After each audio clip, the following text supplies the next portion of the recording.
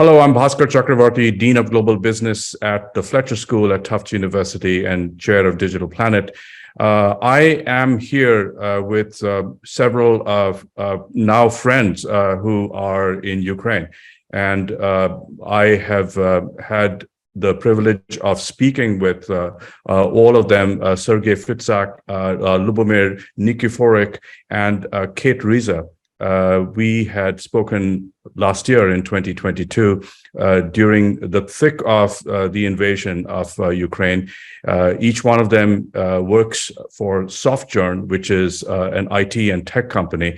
I will ask Sergey perhaps to say a little bit about what Softjourn does and what kinds of clients it works for. And my purpose here in this conversation is to check back in with Sergey, Lubomir, and Kate to learn about their lives and their friends, their family, and work, how that has progressed over the course of this 1 year of an invasion of their country. So, Sergey, perhaps I can start with you. Can you say a few words about Softjourn, where it is based, and where each one of you is today? Okay, actually, Softjourn is like global company, and we have several offices in different parts of world. But probably the most like R&D office where the most people works is in Ukraine, and particularly in the city Ivano-Frankivsk. It's the west part of Ukraine. But right now, all our people are distributed in Ukraine, in different regions, including east part, like Kharkiv, Dnipro. Yeah, it's rather far from the war line, but still, it's like, yeah. And we are located in 3 of us in Ivano-Frankivsk. Yeah, actually, we work as from office, as from home. The time we used to, during all these years, we used to work in different places remotely, and our infrastructure allows to do it. Yeah. So during this year of the war, actually, it was, I would say, from business part, not so bad. Yeah. Actually, we are growing. We add new client. We add more people. Actually, we've hired people not only in Ukraine but also in whole world. But in Ukraine, we also added more people to our team. The number of projects that we worked during this year increased. And it was like good, not only from business perspective, but also from how we can help to Ukraine through business, because we paid more taxes, and actually all our people are involved to volunteer, different volunteers group to support Ukrainian army through donations, through like physical helping, I don't know, just to do something or purchase some needed stuff. So I know that almost each our people, sojourners, at least 20% of their salaries are going to as donation to army. So it's like business is doing not so bad, but it also allows us to help Ukrainian to fight with our enemy. Yeah. So well, sounds like there is some positive news in the middle of what seems to be a kind of a rolling cascade of negative news associated with Ukraine. Could you say a little bit about what is the state of business right now? You said that business hasn't been too bad. Has it been growing? And are you getting mostly clients from the West or other places? Share with us a little bit about that. And also, how has the digital infrastructure been working for you? Do you have internet connectivity? Do you have electricity, at least, where you are and other parts of Ukraine where some of your colleagues are? Yeah, for sure.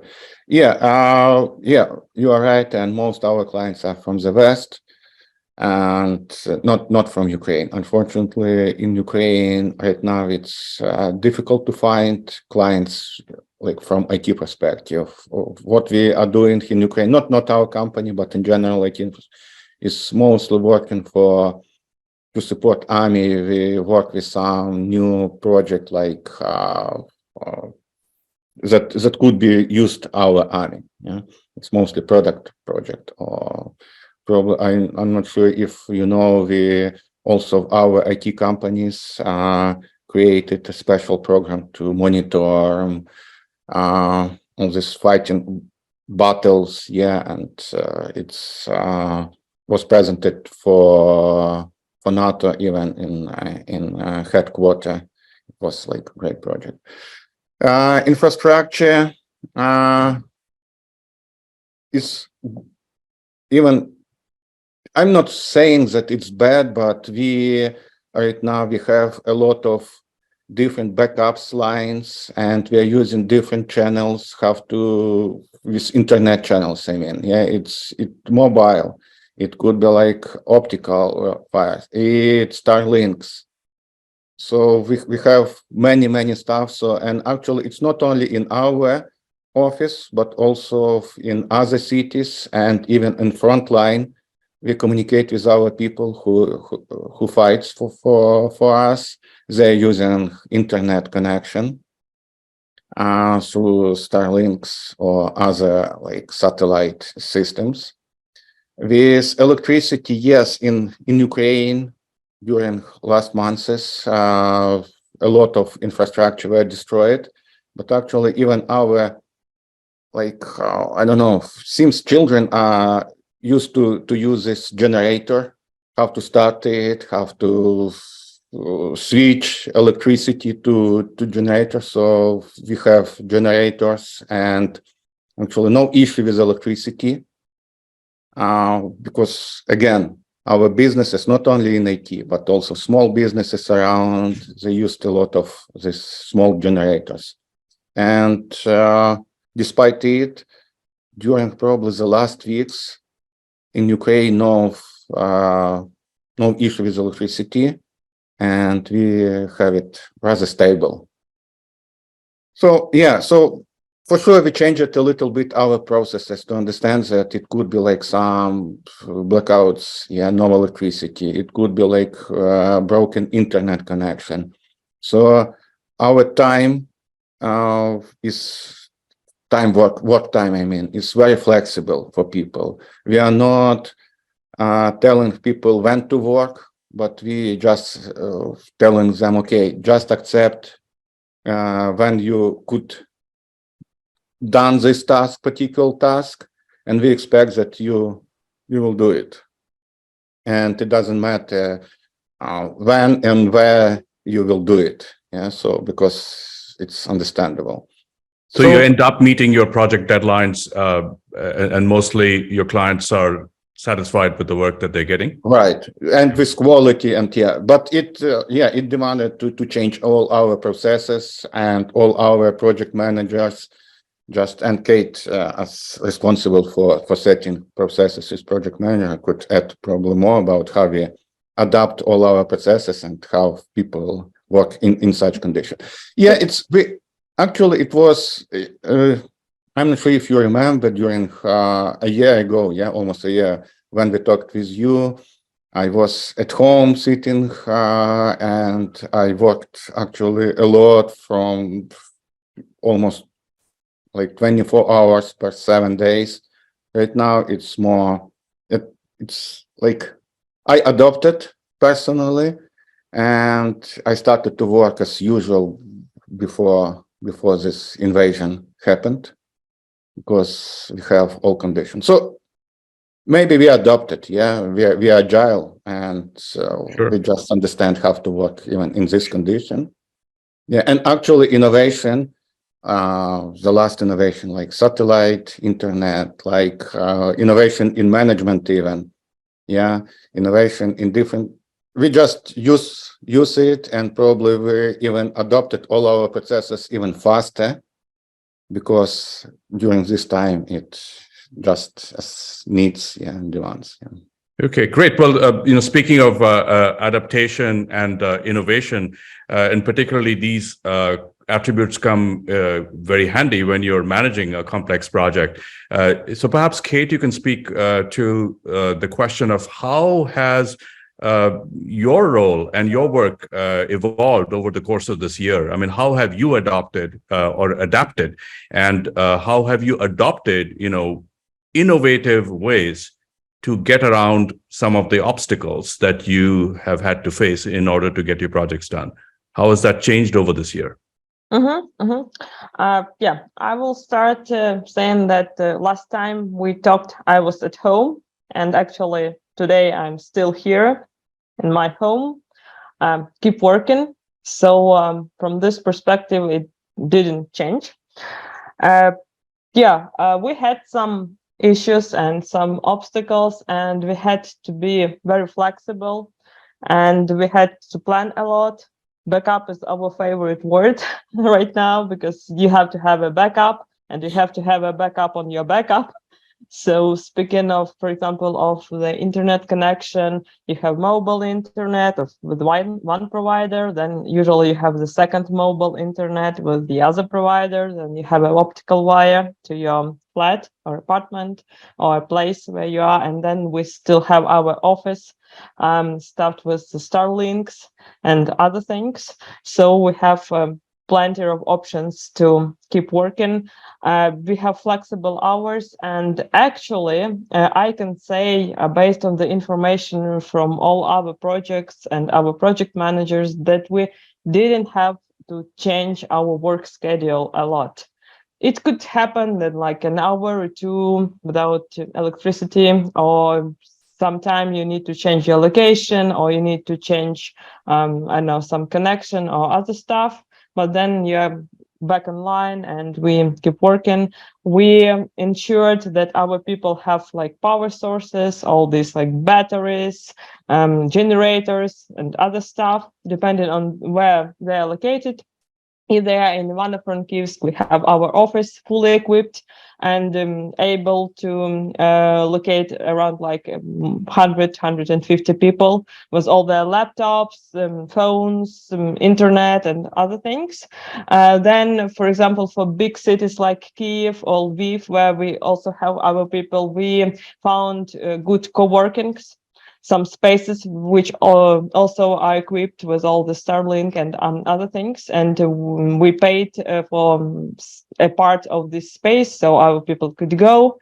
Also, we have some people who live in a smaller cities or even villages with their families. So then we ensure they have enough like batteries and other things to be online.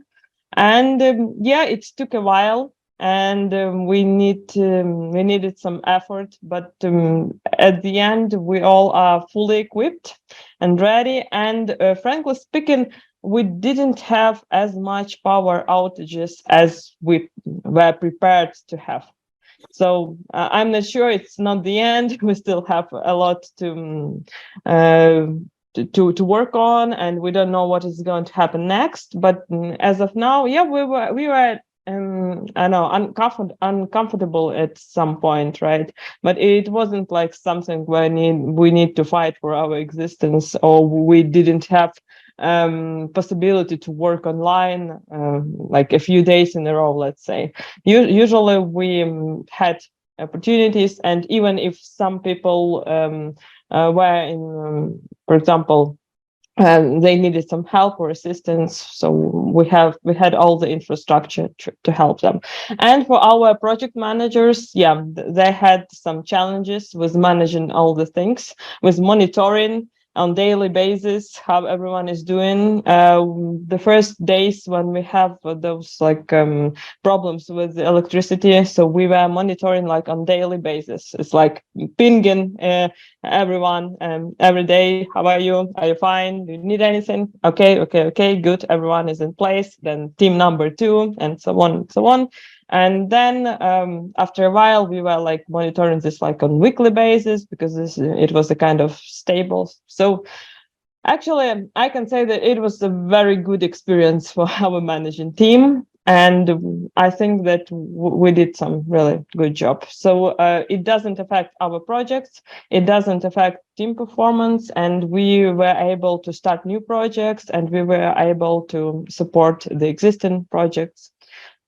So, maybe Sergey or Lubomir would like to add I can also add that probably what we also changed, we started less to talk on the meeting, but more have a written, like some statuses, and people are trying to write everything in our system, so we can, even if you don't have electricity right now or internet connection, you can read it through our system. So it's like more written stuff, period. But Yeah. it's like it's like asynchronous style of work, yeah, where all information is keeping somewhere.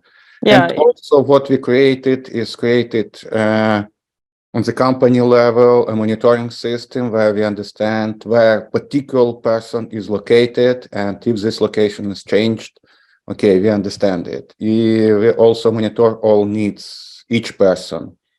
So we can provide some power banks, or I don't know, or additional internet, or just to help them to find the place where they can work. And at the last chance, we can help them to relocate to another city, or in Ivano-Frankivsk, where the main office in Ukraine is, and we can. Yeah, and their families as well, if they needed some help. So we Yeah. were monitoring not only just our workers, but all the families too.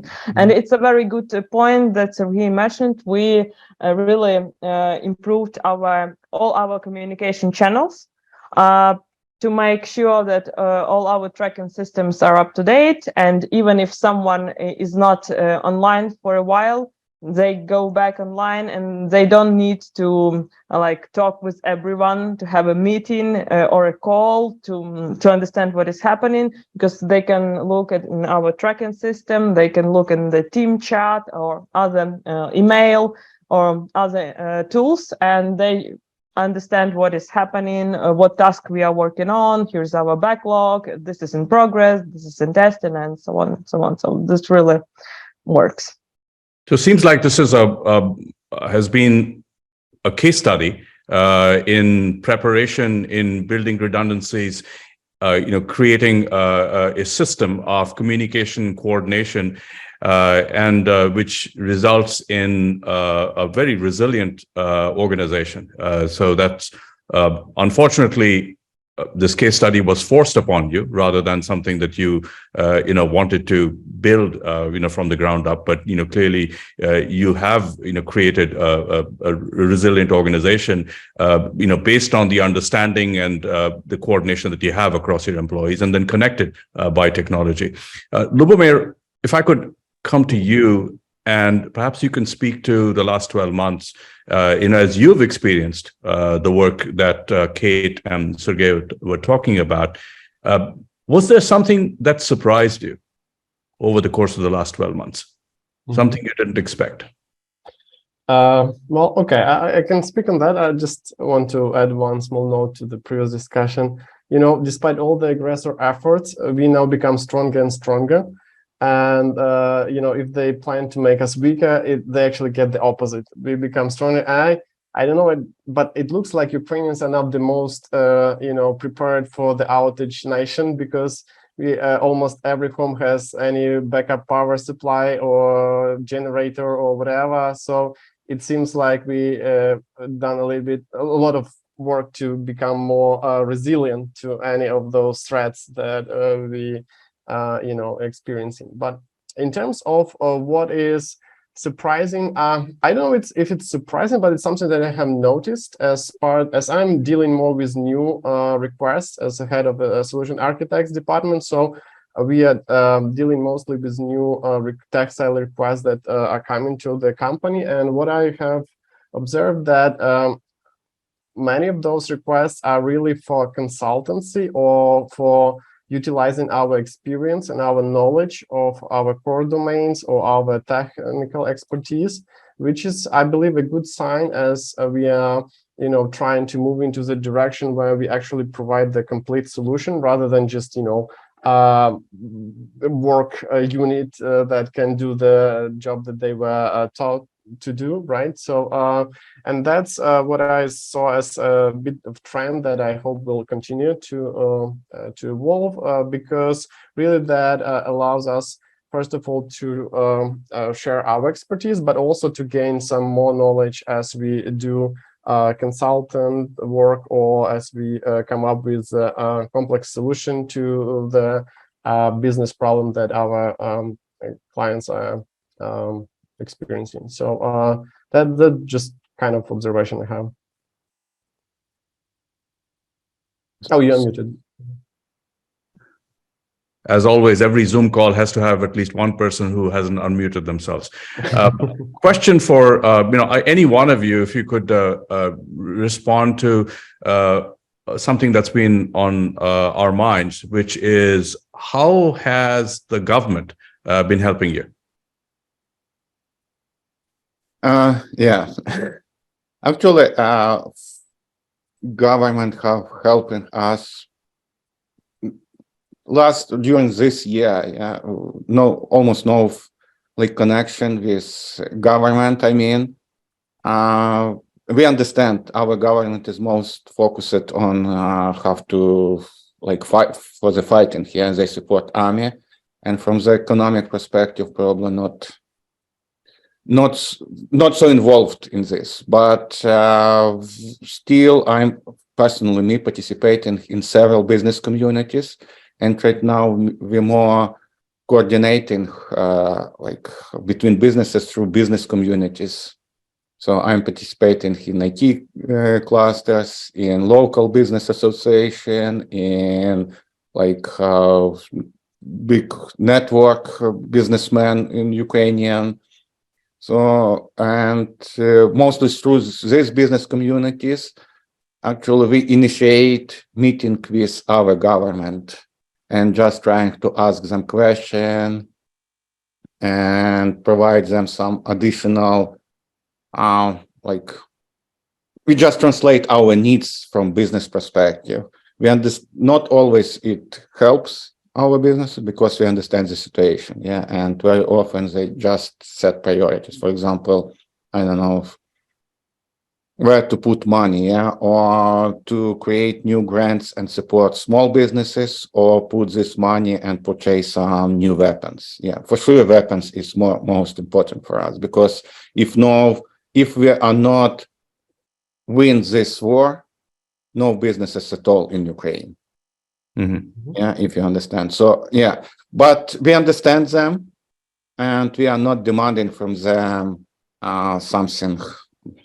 something more than they can provide us. So what we are doing right now, we just cooperate with others, with other businessmen, and are trying to set I don't know, some informal rules, yeah, informal conditions, yeah, I don't know, just talking with each other to finding what other businesses needed. Okay. So it's like collaboration on the, maybe not on the state level, but on the business communities level. Sure. Okay. So my final question to each of you, and perhaps I'll start with Kate first. It's been a year since the invasion launched, and now we're at the beginning of 2023. If you have a message for people who are watching this, what would your message be to those, around the world or even within Ukraine who might be watching this? Oh, really good question. I guess my message is rather short. The first part is like, really thank you very much for everyone, for all the support that we feel all the year through. And just please keep believing in us, keep supporting us, and we will do our best. Great. Thank you, Kate. Lubomir? Right. I definitely agree with what Kate has said. And generally, I know it may feel, that this war is exhausting on everyone. This is, people may get tired of it. But we think that really that the support that we feel from the community around the globe is actually driving also the inner force to actually keep the resistance, keep fighting, and keep actually moving towards our victory. So definitely whatever support anyone can do, it's really appreciated in terms of anything, like starting from just keeping saying good words to supporting our army to actually doing business with Ukraine companies, which is actually what helps us supporting in this situation. Well, thank you for that, Lubomir. Sergey, you get the last word. Yeah. Okay. So what my message is just simple. Ukrainian people not fighting to survive. Yeah, they're fighting because we understand what freedom is, and we are fighting for the freedom. And during this year, we understand even how innovations help us to fight for the freedom. And during this fighting, we even more we're fighting not only like to